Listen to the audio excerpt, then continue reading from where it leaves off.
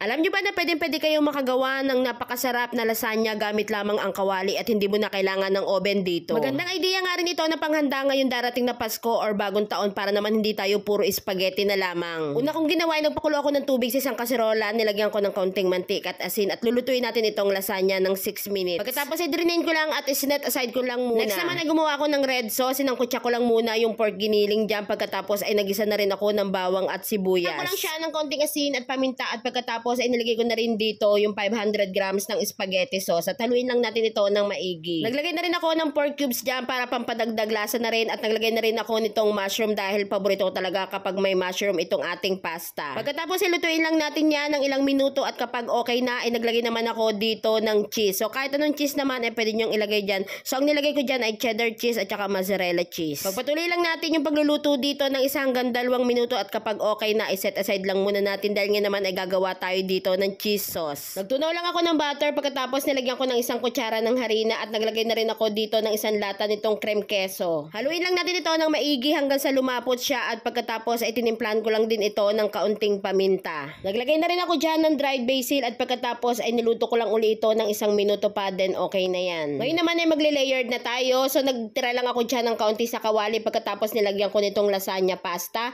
Pagkatapos ilalagyan uli natin ito nung ating red sauce na ginawa kanina.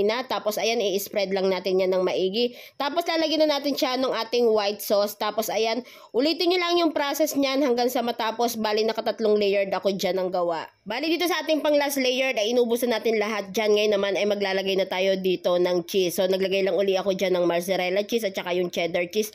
Tapos ay lulutuin lang uli natin to ng 5 hanggang 10 minuto sa mahinang apoy lamang. At makalipas nga ang 10 minuto, ayan, ganito ng itsura niya. Natunaw na yung ating cheese dito sa ibabaw. At alam nyo ba, sobrang bango talaga nito. O diba napakadali lang gumawa ng lasagna. Perfect na perfect nga itong panghanda ngayong mga darating na handaan. Kaysa naman umorder ka pa sa labas, ay nako, gumawa ka na lang at siguradong hindi ka pa mabibitin. Lahat ng mga ginamit kong ingredients dito ay ilalagay ko na lamang sa description box. Kaya naman try nyo na rin itong ating lasagna sa kawali. I-share ko na nga rin pala sa inyo itong games application na 1xBet, ang #1 betting site na maaari kang kumita kahit nasa bahay ka lang. Pero paalala po na ito ay bawal sa bata. Mag-register lamang at gamitin ang promo code at maaari ka na makakuha ng 6,000 sa first deposit nyo. At dito ay pwede ka nang tumaya sa mga paborito mong betting games. Di kayo maboboring dito dahil marami kayong pagpipilian na games. Mas pinadali na nga rin ang pag-cash in at pag-cash out gamit ang GCash. Kaya naman ano pang inaantay nyo, sabay-sabay tayong maglaro at kumita dito sa 1xBet. Pindutin lamang ang link na nasa comment section.